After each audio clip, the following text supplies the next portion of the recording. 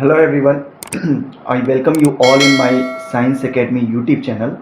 और जैसा कि हम लोग सेशन कर रहे हैं DBT एग्ज़ाम के ऊपर, जहाँ पर प्रीवियस ईयर के क्वेश्चन को मैं डिटेल सॉल्यूशन कर रहा हूँ, तो इसी सेशन के कंटिन्यूशन में हम लोग आज जो करेंगे वो 2008 का क्वेश्चन पेपर कर रहा हूँ मैं, detail solution from section A. Section A का क्वेश्चन 1 to 50 सॉल्व करूँगा मैं फ्रॉम 2008 DBT एग्जाम।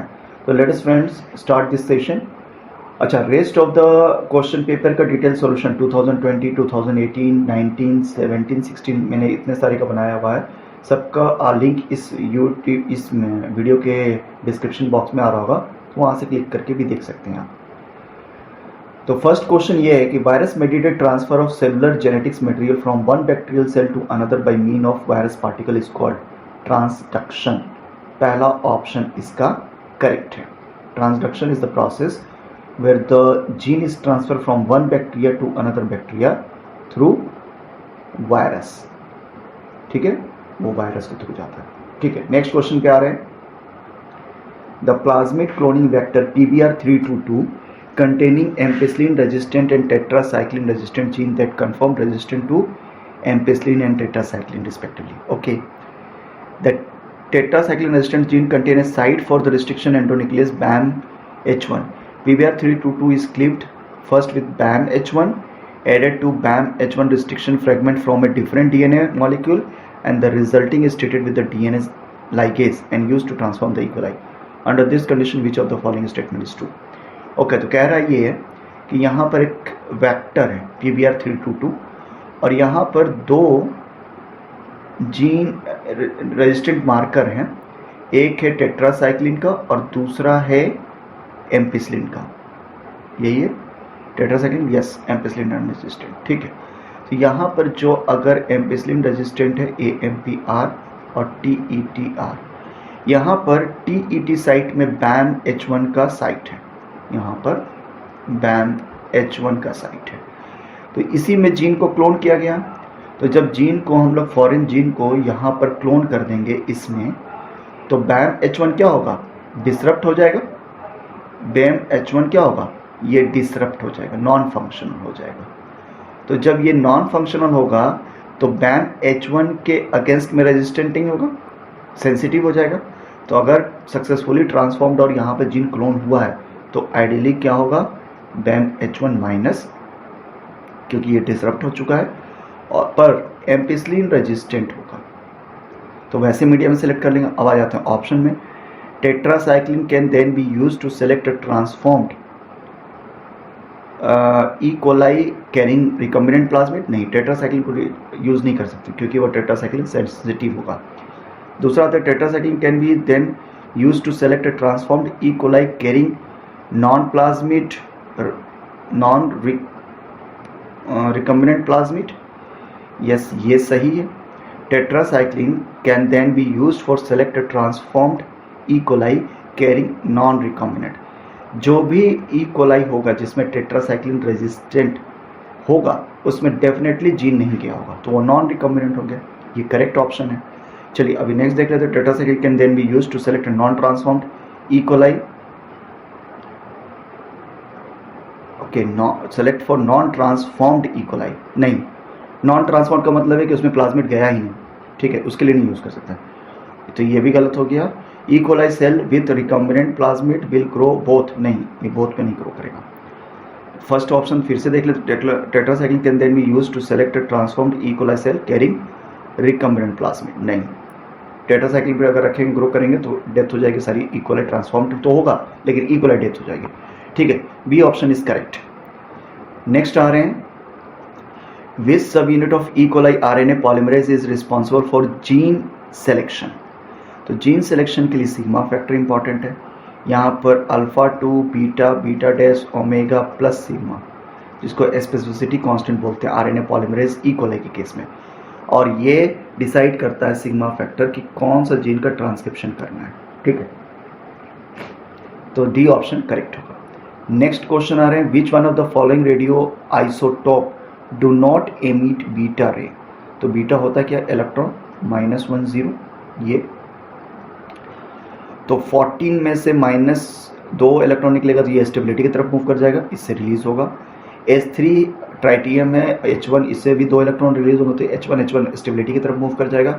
P32 से एक रिलीज करेगा, P31 स्टेबिलिटी है, लेकिन यहाँ पर I25 से एमिट नहीं करेगा क्योंकि I25 में एक्चुअली I126 इज स्टेबल, तो ये इससे एमिट नहीं करेगा, तो answer will be D option, बाकी सबसे रिलीज करेगा। ठीक है, नेक्स्ट क्वेश्चन आ रहे हैं, which of the following statement about tRNA is false. यहाँ से पेज चेंज हो रहा है, तो all organism has more than 20 tRNA gene, yes सही है। 3 dimensional structure of tRNA looks like clover leaf, नहीं, 3 dimensional structure is not a clover leaf model. 2 dimensional structure, 3 dimensional structure is look like hammer shape, तो B option is wrong, false पूछ रहा है, B option is correct होगा। चलिए next question के ऊपर आ रहे हैं हम लोग। यहाँ पर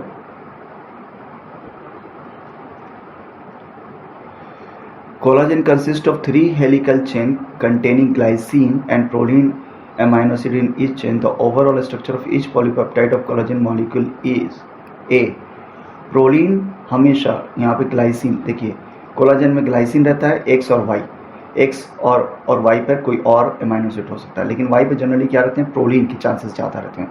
प्रोलीन किस फॉर्म में पेप्टाइड बॉन्ड फॉर्म करता है, सिस, तो यहाँ पर प्रोलीन 2 ये सिस फॉर्म में फॉर्म करता है, ये आंसर करेक्ट है। ठीक है, सेकेंड ऑप्शन। नेक्स्ट आ रहा है, nuclear magnetic resonance spectroscopy, the absorption spectra result by the absorption of one of the following electromagnetic radiation by spinning nucleus, yes ठीक है। तो अल्ट्रावायलेट वेव नहीं, इंफ्रारेड नहीं, radio wave, yes radio wave release होता है। जब electromagnetic radiation जो release होते हैं उनमें कौन सा वेव रिलीज होता है, रेडियो वेव, जिससे यूज होता है एनएमआर करने के लिए। 3 dimensional structure of any molecule can be determined.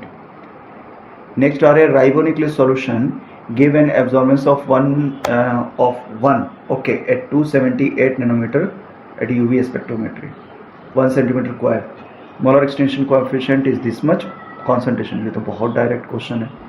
तो absorbance is equal to molar extension coefficient into concentration into path length. Absorbance 1 दिया हुआ, मोलर एक्सटेंशन कोएफिशिएंट 10⁻², दिया हुआ, सी फाइंड आउट करना 1, तो C is equal to 1 divide by 100 that is 0.01, लेकिन ये answer किस में आएगा, मोल में, दिया हुआ किस में, मिली मोल में, तो मोल को हम लोग 10⁻³ से मल्टीप्लाई करेंगे तो मिली मोल में कन्वर्ट कर जाएगा, तो ये और ये, तो ये क्या आएगा 10 मिली मोल, आंसर होगा सी ऑप्शन इज करेक्ट।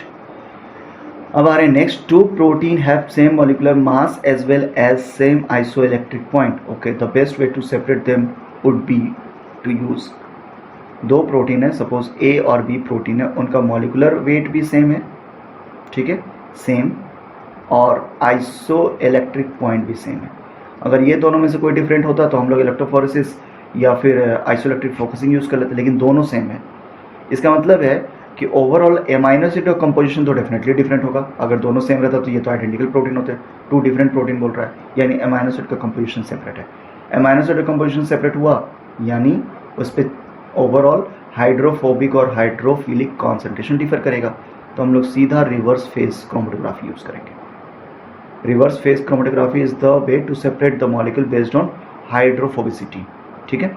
तो हम लोग C12 C14 कॉलम लगाते हैं, जहाँ पर नंबर ऑफ कार्बन को, एलिफेटिक कार्बन का नंबर C12 रखते हैं, C14 रखते हैं, तो C14 है तो ज़्यादा हाइड्रोफोबिक होगा, C12 है तो कम हाइड्रोफोबिक होगा, उसके बेसिस पे सेपरेट करते हैं।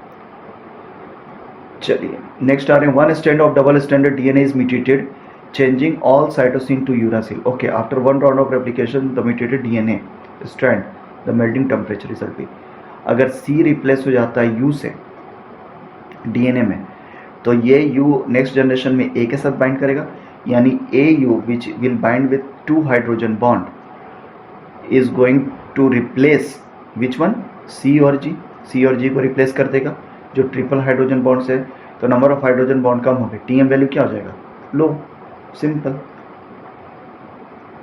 यहाँ पे क्या पूछ रहा है, melting temperature, yes lower, B option is correct. Which type of restriction enzyme does not require ATP? Type 2 does not require ATP, B option is correct. Different type of endonuclease होते हैं जो रिस्ट्रिक्शन साइट को recognise करते हैं, या तो internally या तो एक्सोटर्मिनस की तरफ, या तो एटीपी डिपेंडेंट होते हैं या नहीं होते हैं, उसके बेसिस पे डिफरेंट टाइप हैं।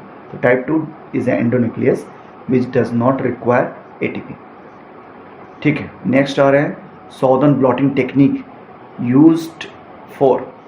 सॉदर्न ब्लॉटिंग हम लोग करते हैं डीएनए डिटेक्शन के लिए यूजिंग रेडियो लेवल प्रोब, वो भी डीएनए का बना होता है जो कॉम्प्लीमेंट्री बाइंड कर जाता है। तो देखते हैं ऑप्शन में, detection of RNA fragment on membrane by specific, नहीं, आरएनए को नहीं करते। Detection of DNA fragment on membrane by radioactive DNA probe, B option is correct. Next देख लेते हैं प्रोटीन, नहीं। Detection of DNA fragment by radioactive, नहीं, ये भी नहीं होगा।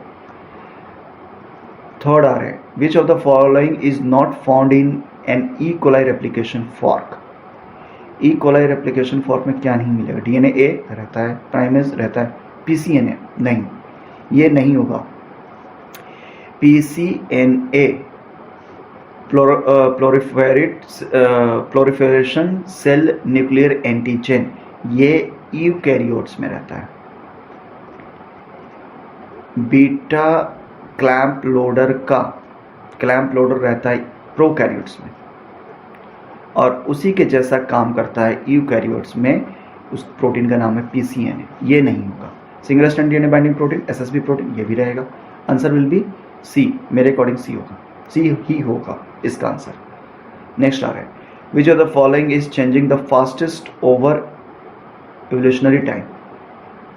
एवोल्यूशनरी टाइम में सबसे फास्टेस्ट चेंज हो रहा है। अमाउंट ऑफ इंटरजेनिक डीएनए, नहीं।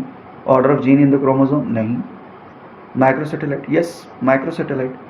Microsatellite are used for DNA fingerprinting, and these are the variable region, a small variable region 2 to 10 और 100 बेस पेयर, जो हर एक ऑर्गेनिज्म का अपना सिग्नेचर है, सिग्नेचर न्यूक्लियोटाइड सीक्वेंस है वो सारे, इसीलिए इसके बेसिस पे हम लोग क्या करते हैं, डीएनए फिंगरप्रिंटिंग। ये हर एक ऑर्गेनिज्म का फिंगरप्रिंटिंग हर एक दो ह्यूमन बीइंग का अलग होगा। तो D C option is correct. Superoxide dismutase is an important enzyme for maintenance of red blood cells and defective in some neurodegenerative disease. What does this enzyme do? Superoxide dismutase basically करता क्या है, superoxide radical, ठीक है, जिसको ROS reactive oxygen species भी बोलते हैं, उसको H2O के साथ कंबाइन करके H2O2 में कन्वर्ट कर देता है स्टेबल प्रोडक्ट में। और फिर यहाँ पे आता है कैटेलेज, जिसको हम लोग बोलते हैं पैरोक्सीडेज भी, ये कन्वर्ट करता है इसको H2O + O2। तो ये फर्स्ट ऑप्शन करेक्ट है, फर्स्ट ऑप्शन इज करेक्ट। पैरोक्सिसोम्स में रहता है या राइबोसोम्स में रहेगा, राइबोसोम बोल रहा हूँ, आरबीसी में, जिसकी वजह से ये RBC is very sensitive against ROS, तो उसको नहीं तो ब्रेक डाउन कर देगा आरबीसी को, सेल लाइसिस। तो उससे बचाने के लिए यहाँ पर ये एंजाइम सुपरऑक्साइड डिस्म्यूटेज रहता है। Next, which of the following condition would not promote denaturation of double stranded DNA? Not promote denaturation. Okay, heating 200 degrees centigrade, yes, it will promote. Adding high concentration of sodium citrate, yes, it will not promote. ये stabilize करेगा।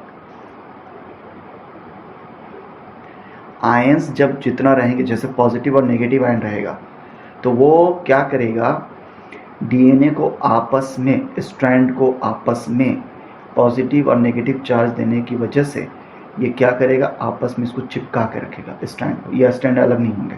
तो ये B option is correct. Adding a protein that bind to the single stranded DNA, ionic strength, नहीं, ये सारे option गलत हैं, सिर्फ बी ऑप्शन करेक्ट है। आयन इंक्रीज करने से डीएनए स्ट्रैंड साथ में रहते हैं।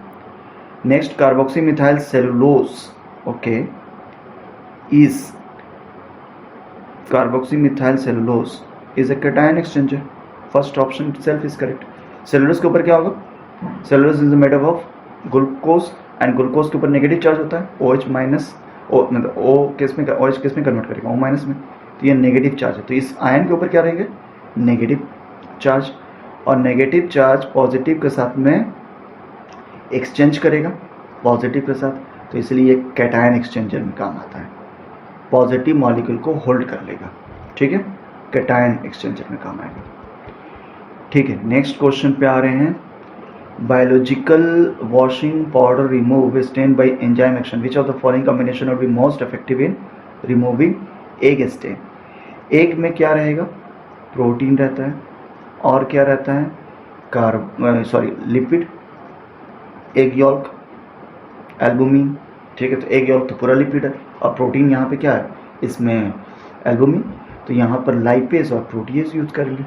Simple, D option is correct. Next आ रहे हैं, tetanus booster shot result in increase in the production of tetanus specific NK cell, नहीं। T cell recognize tetanus toxoid but not tetanus toxin, नहीं, दोनों को रिकॉग्नाइज करेगा, तो ये भी रॉन्ग है।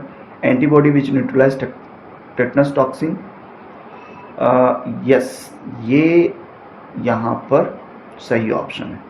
टी सेल किल क्लोस्ट्रीडियम टेटिनाई, क्लोस्ट्रीडियम टी सेल्स किल tetanus, तो यहाँ पे एंटीबॉडीज बेसिकली प्रोड्यूस होता है हमारे बॉडी के अंदर, और जो न्यूट्रलाइज कर देगा टेटनस टॉक्सिन को। ठीक है, तो ये ऑप्शन सी होगा। Tetanus booster shot result in increase in the production of, ठीक है, सी ऑप्शन। नेक्स्ट आ रहे एलोटाइप्स आर। एलोटाइप क्या होता है, एलोटाइप यहाँ पर वो होते हैं जिनके एफसी रीजन, सपोज ये Y antibody, Y shape antibody, तो एक होता है एफ ए बी रीजन और एक होता है F C region, fragment of crystallization और fragment of antigen and binding site. ठीक है, अब यहाँ पर एफ ए बी में अगर कुछ चेंजेस हो जाए विद इन द स्पीसीज, तो उसको हम लोग बोलते हैं एलोटाइप। तो antigen determinant which segregate within the species, A option itself is correct. Antigen determinant which segregate within the species, within the species में ये चेंज होगा। ELISA result in cell lysis, नहीं। Use radio level secondary antibody, नहीं। Involve addition of substrate which convert colour to product, yes. Radio labelled अगर use करते हैं तो वो रिया होता है, रिया का अल्टरनेटिव फॉर्म है एलाइजा, यहाँ हम लोग रेडियो लेवल्ड यूज नहीं करते। Which of the following is not member of immunoglobin super family, antibody है, लिम्फोकाइंस नहीं है, टीसीआर है, FC receptor of leukocyte, yes. Lymphokines are the molecule protein signal molecules, small peptides हैं, ये immunoglobulin की family के नहीं है। Exchange of two homologous chromosome is known as, अरे बहुत डायरेक्ट क्वेश्चन है, translocation, reciprocal translocation. Reciprocal translocation में हमेशा exchange of non homologous chromosome होता है। EST एक्सप्रेशन सीक्वेंस टैग इसका फुल फॉर्म है, ये obtain through genomic DNA library, नहीं, cDNA लाइब्रेरी, यस। यहाँ RNA, वो सारे जीन जो एक्सप्रेस करते हैं और mRNA बनाते हैं उनको कन्वर्ट करेंगे cDNA में और उसको हम लोग लाइब्रेरी बनाएंगे, तो ये B option is correct. Next, peptide bond is a rigid because of partial double bond, single double bond, double नहीं, पार्शियल डबल बॉन्ड होता है। ठीक है, अच्छा मैं डायरेक्टली यहाँ से यहाँ आ गया, 25 पे आ रहे हैं, 31 कर दिया, ऑल्दो इधर का रह गया, ये पेज चेंज हो रहा है यहाँ से। अब आने target separation of gene expression is achieved by, target separation of gene RNA, mRNA के लेवल पर हम लोग क्या करते हैं, इनको सेपरेट करते हैं, तो यहाँ जीन पे म्यूटेशन नहीं करते, हम लोग RNA को क्या करते हैं, डबल स्टैंडर्ड कर देते हैं, जिसकी वजह से RNA ट्रांसलेट नहीं होता। The set of two overlapping DNA fragments that form contiguous stretch of DNA is called contigs. Contigs वो stretch of DNA हैं जो overlap करते हैं और जीन को एक्सप्रेस कराते हैं, ये A ऑप्शन इज करेक्ट, ये जीनोम में प्रेजेंट होते हैं। नेक्स्ट आ रहे हैं, a vector can accept insert size of 20 kilobase size and recombinant vector can be replicated in E. coli. In order to make complete gene library of E. coli by using this vector, minimum number of bacterial colony which must present should not be less than, अच्छा, not less than, minimum number of bacteria which should not be less than पूछ रहा है। ठीक है, 20 kilo, तो यहाँ E. coli का size क्या है, जीनोम साइज 4.6 × 10⁻⁶, और एक वेक्टर में कितना आ सकता है, 20 किलोबेस, तो कितना नंबर ऑफ वेक्टर होगा, 20 इंटू 10⁻³ को, ये नंबर ऑफ वेक्टर होगा। ये कितना आएगा, ये ऊपर गया तो ये हो गया 3 10⁻3, ये 4 6 हटा तो यानी 4600 डिवाइड बाई 20, ये कैंसिल हो गया, ये हो गया 2 3 0 230 वेक्टर होगा। 230 वेक्टर को हम लोग लिख सकते हैं 2.3 इंटू 10⁻²। ठीक है, ये तो in order to make complete library using minimum number of factorial colony we need to screen। तो मिनिमम नंबर, अब इससे जस्ट इमीडिएट ऊपर 2.3 इंटू 10⁻² ये नंबर है, लेकिन ऐसा नहीं होगा कि हर एक सेल में एक बैक्टीरिया चला जाए, उससे ज़्यादा ही हम लोग को, ये तो नंबर ऑफ फैक्टर बोल रहे हैं।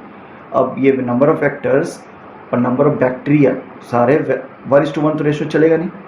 ठीक है, तो ये 1:10 में हम लोग कर सकते हैं कि 1:10 में, क्योंकि 1 बैक्टीरिया हम लोग क्या लेते हैं, वेक्टर, और 10 सेल्स को लेते हैं। ठीक है, तो यहाँ पर हम लोग इसको 10 से मल्टीप्लाई कर देंगे तो ये क्या आएगा 2.3 इंटू 10⁻3। तो इसके अराउंड में हम लोग को स्क्रीन करने में होगा कम से कम इतना, तो इसके नियर बाई में कौन सा आंसर है, ये वाला। मिनिमम इतना तो करना पड़ेगा हम लोग को, 1.1 into 10⁻3। First option is correct. अच्छा क्वेश्चन था। नेक्स्ट आ रहा है, scientist involve in golden rice technology is I Potrykus, ये सही ऑप्शन है। नॉर्मन बोरलॉन्ग ने वीट का किया था, MS स्वामीनाथन ने वीट और राइस वाले को इंडिया में लेकर आकर यहाँ किया था इन्होंने, इसका आंसर बी होगा। Haploid production by anther culture was first demonstrated by Guhan Maheshwari, इन्होंने फर्स्ट टाइम किया था। ये प्लांट फिजियोलॉजी से क्वेश्चन आया है 11-12, ये BSc बायोटेक्नोलॉजी का है, प्लांट से गुहान महेश्वरी ने ये एक्सपेरिमेंट किया था। DNA of temperate phase P4 is linear, double stranded, 11.5 kilobase long and cohesive in digestion with BH1 yield this fragment. The partial digestion of same this partial digestion, अच्छा, and this one circular PF ligase digest। Okay, question ये बोल रहा है कि एक DNA strand है जिसमें BAM-H1 जब अगर यहाँ है BAM-H1, तो सपोज ये टोटल साइज कितना है 11.5 का, पहला 6.4 पर है, सपोज ये BAM-H1 है, और दूसरा वाला है 4.1 पर और 1। तो अगर इसको कट करेंगे तो एक ये फ्रेगमेंट बनेगा बड़ा वाला, तो 6.4 का ये बना 4.1 और ये 1 का, मैं ऐसा मान के चल रहा हूँ कि पूरा कट हुआ। तो अब अगर ये पार्शियल कट होता है, पार्शियल कट का मतलब है यहाँ कट हुआ बाकी कट नहीं हुआ, तो अगर यहाँ पर कट हुआ तो 6.4 का बनेगा और बाकी ज्वाइन रहेंगे। पार्शियल कट में मतलब मान लो कि ये वाला कट नहीं हुआ तो ये कितना बनेगा 5.1 का, तो ये 10.1 है लेकिन 5.1 तो कहीं बन नहीं रहा है, तो इसका मतलब ये है कि ये कुछ ऐसा होगा। 1 का है 4.1 6 सही लिखा है ना 4 से 5, तो ओके, तो इसको मतलब हम लोग ऐसा कर देते हैं कि इसको शिफ्ट करते हैं यहाँ और इसको शिफ्ट कर देते हैं यहाँ, तो ये कितना हो जाएगा 4.1 6.4। अभी अगर ये पहला फ्रेगमेंट बने 4.1 पार्शियल कट में तो ठीक है ये बन रहा है, उसके बाद 6.4 प्लस 1 7.4 भी है, 6.4 भी है। ठीक है, अब आते हैं कि अगर यहाँ कट ना होकर यहाँ कट हो, यहाँ कट नहीं हो, यहाँ पर कट हो, ये कितना होगा,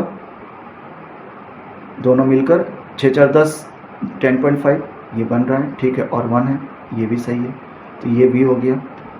अब अगर यहाँ ये सब तो हो गया 6.4 भी तो यस आंसर सीक्वेंस ये होगा। सीक्वेंस क्या होगा 4.1 6.4 and 1, B option is correct. Partial और फुल कट होने के बाद में ये जो रिजल्ट आ रहा है इससे मैच कर रहा है, बी ऑप्शन इज करेक्ट। ठीक है, यहाँ से पेज चेंज हो रहा है। ठीक है, नेक्स्ट क्वेश्चन आ रहे हैं। नेक्स्ट क्वेश्चन तो शायद हम लोगों ने कर लिया। 32, if we increase the confident limit then no change in the significant result, statically significant result में चेंज टू नॉन सिग्निफिकेंट, नहीं, नॉन सिग्निफिकेंट रिजल्ट में change to significant level, no change, B C option. अगर confident level increase करेंगे तो non significant वाला result change कर जाएगा significant में, C option is correct. Bioinformatics का क्वेश्चन है। नेक्स्ट आ रहे हैं, women has colour blind father but husband is normal vision, what are the chance of son and daughter to be colour blindness. तो इस तरह के, यानी वुमेन के फैमिली में ये डिजीज रन हो रहा है, उनके फादर के कलर ब्लाइंड थे, तो फादर कलर ब्लाइंड थे, तो ये वुमेन क्या होंगी, कैरियर होंगी कलर ब्लाइंडनेस के लिए, और इनकी मैरिज हुई एक कलर ब्लाइंडनेस नहीं, but husband is normal vision, normal के साथ हुआ, ठीक है। तो इनसे दो गैमिट एक्स और एक्स सी, इनसे दो गैमिट एक्स और Y, but husband is normal vision, ठीक है। A woman has colour blind father but husband is normal vision, ठीक है।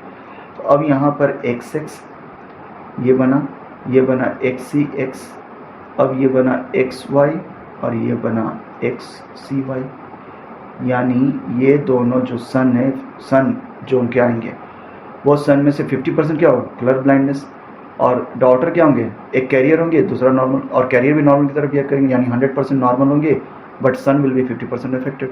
आ जाते हैं ऑप्शन पे, half for son and 0 for daughter, C option is correct, ठीक है। नेक्स्ट आ रहा है, isolated human population with approximately half number of blue eye and brown eye individual was killed due to earthquake. Okay, only a few brown eye people remain to form a next generation.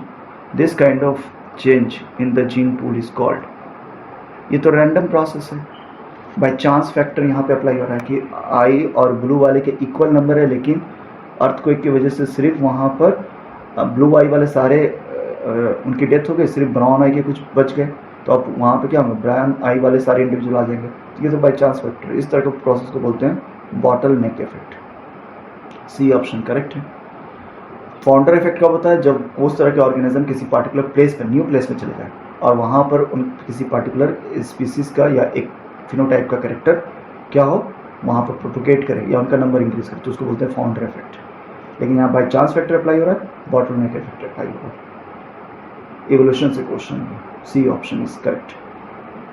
Cystic fibrosis is due to, ये तो बहुत direct question है, defective chloride channel है, defective chloride channel, A option is correct. HAT selection media is based on hypoxanthine, aminopterin and thymine, ये selection हम लोग hybridoma के लिए यूज करते हैं, हाइब्रिडोमा सिलेक्शन के लिए, और यहाँ पर ये बेस्ड है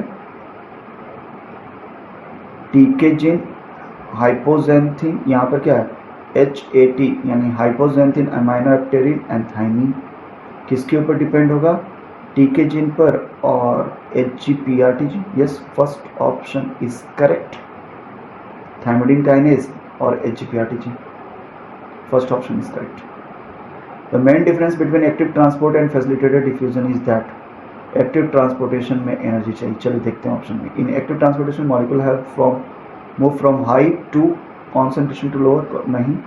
career protein involve only in the case of active transportation, नहीं। In active transport energy is consumed to move molecule against the concentration gradient, C option is correct. Next, what is correct order of molecular weight, human antibody का सबसे ज़्यादा molecular weight होता है, उसके बाद albumin का, ये कुछ मेरे ख्याल से 180 किलो डाल्टन का, मुझे एग्जैक्ट याद नहीं, लेकिन मोर देन 100 से ऊपर है ह्यूमन का। एल्बुमिन का कितना है, एल्बुमिन का अराउंड 65 किलो डाल्टन है। Insulin is only made up of 51 amino acid, तो 51 अमाइनो एसिड को 110 से मल्टीप्लाई कर दीजिए, तो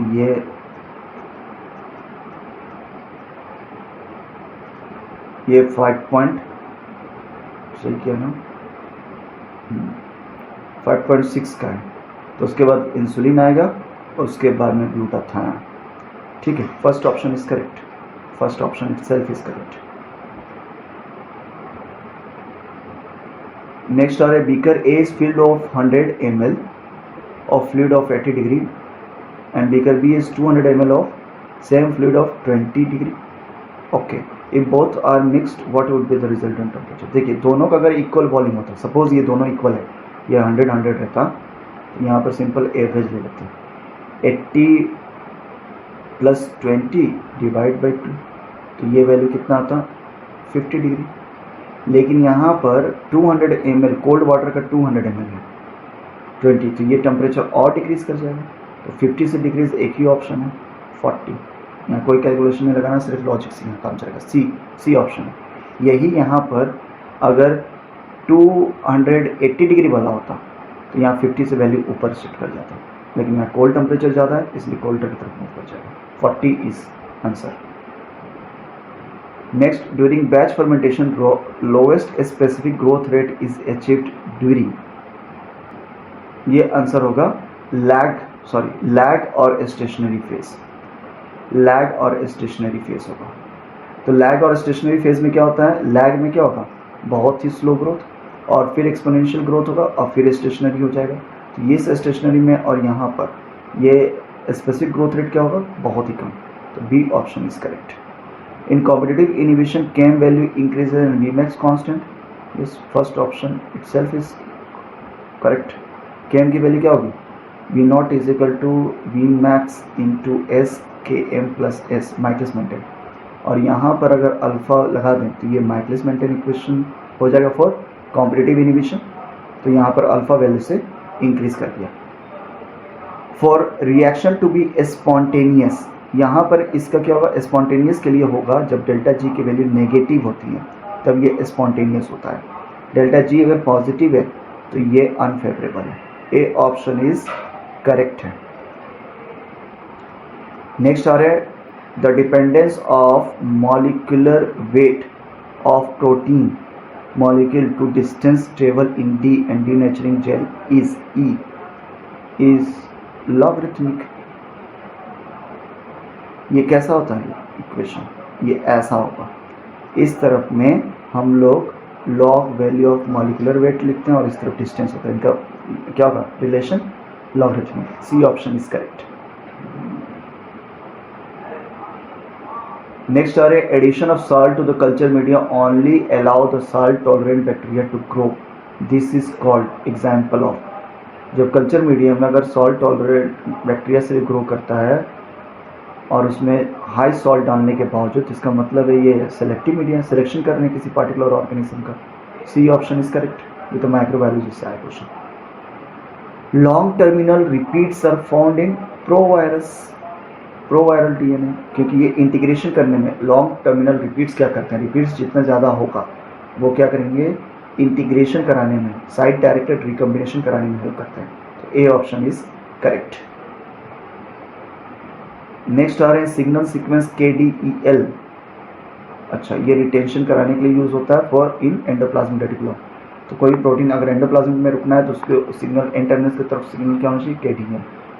अगर KDEL is removed from ER resident protein, assuming that there is no change in the tertiary structure of the protein and the other signal molecule present in the molecule, the change protein will now have the following fact.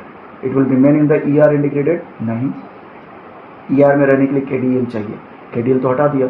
It will target to Golgi complex, नहीं, Golgi apparatus में जाने के लिए अलग signal चाहिए, ये है नहीं. It will secreted outside the cell, yes. कोई भी प्रोटीन अगर KDEL गोल्जी बॉडी में जाता है तो उसके बाद सिग्नल होना चाहिए आगे जाने के लिए या वहाँ रुकने के लिए. तो अगर KDEL है तो वहीं रुक जाएगा, अगर आगे जाना तो आगे जाने का सिग्नल होना चाहिए. अगर कोई भी सिग्नल नहीं है तो उसको वापस सेल में भेज दिया जाएगा, साइटोप्लाज्म में, और साइटोप्लाज्म में जाने के बाद में ये प्रोटियोसोमल डिग्रेडेशन होता है इनका, प्रोटीलाइटिक डिग्रेडेशन. तो C option is correct. Lysosome में नहीं, लाइसोसोम में जाने के लिए भी वहाँ पर MnO6 फॉस्फेट का सिग्नल होना चाहिए, गोल्जी बॉडी से होकर ही आगे जाएगा. ठीक है, तो डी ऑप्शन भी करेक्ट नहीं है. All living cell arises from pre existing cell was proposed in a cell theory by Rudolf Virchow.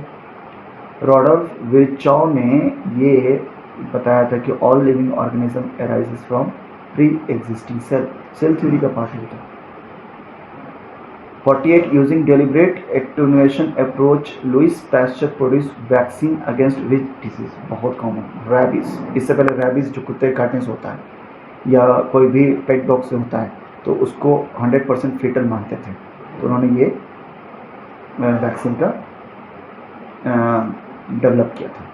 Next आ रहे हैं what is a PROSITE. PROSITE is a database of protein motif. Protein motif को यहाँ पर हम लोग study करते हैं। What is the motif which basically have the conserve sequence and this domain motif will combine together to form domain which is basically the binding site for the substrate. ये motif यहाँ पे conserve होगा। Which bank which is best annotated data banks. Annotated का मतलब जिसका function well decided है, sequence देख कर आप फंक्शन उसको बता सकते हो, तो इसको बोलते हैं एनोटेड। उसके बारे में सारा इन्फॉर्मेशन मालूम है, वो है स्विस प्रोट। वहाँ पर सारे प्रोटीन सीक्वेंस का ऑलरेडी उनका फंक्शन डिसाइडेड है। ठीक है, तो यहाँ पर स्विस प्रोट आंसर होगा 50 नंबर क्वेश्चन। चलिए, इसी के साथ में मैंने पूरा 1 to 50 क्वेश्चन का डिटेल सॉल्यूशन कर दिया, जो मेरा बेस्ट नॉलेज में इसका आंसर होना चाहिए। From 2008 DBT mainly of section A. तो होप सो ये वीडियो आपको हेल्प करेगी आपके डीबीटी एग्जाम के प्रिपरेशन में। तो इस वीडियो को ज़्यादा से ज़्यादा लाइक कीजिए, कमेंट कीजिए, अपने फ्रेंड्स का शेयर कीजिए, और कुछ डाउट है तो आप कमेंट सेक्शन में लिख दीजिए, मैं उसका आंसर कर दूँगा। Thanks a lot for watching, मिलते हैं नेक्स्ट वीडियो में। Bye bye, take care.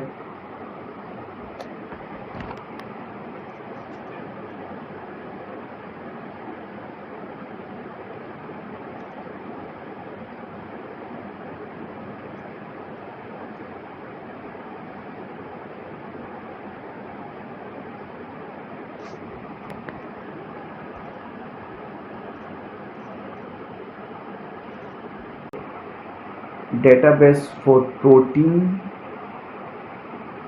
Structure, database of protein structure, यही है। एक मिनट में चेक कर लेती हूँ, बस मुझे जहाँ तक उम्मीद है यही होगा। नहीं, डेटाबेस ऑफ प्रोटीन मोटिव है। एक्सपोनेंशियल फेज,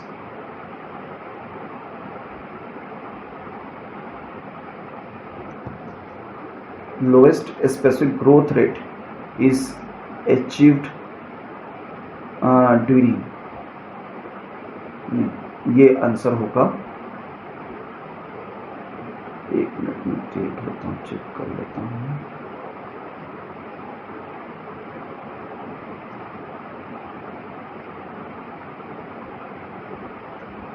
ये आंसर होगा